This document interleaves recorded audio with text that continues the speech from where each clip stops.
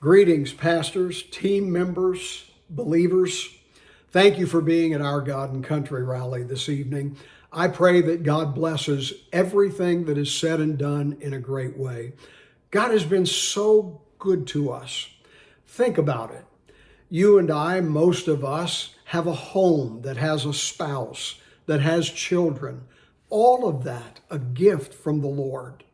And you and I are very careful to be engaged in our homes. We're protectors of our homes, providers of our homes. We want to be the spiritual leaders of our homes because we want them to be a blessing to the members of our family and pleasing to the Lord.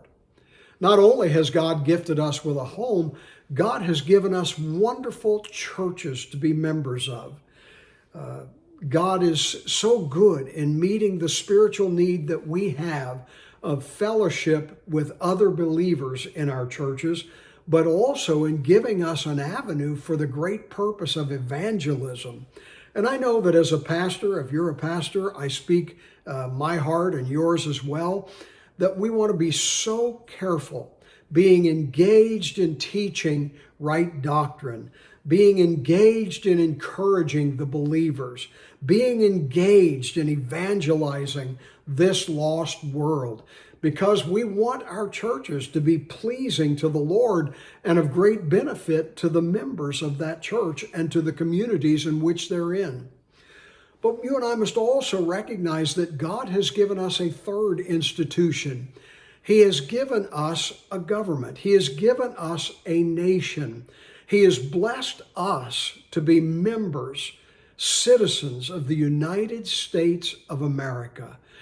And I believe, and I'm sure that most of you feel as well, that this is the most favored and blessed nation that has ever inhabited planet Earth.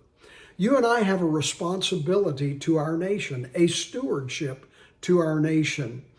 As I look to the Old Testament, I see prophets who were the voice, the biblical voice to the kings of their day, to the leaders of their day.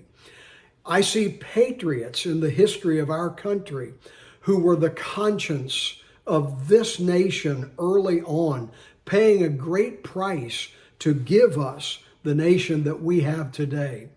And I think that responsibility now devolves to us.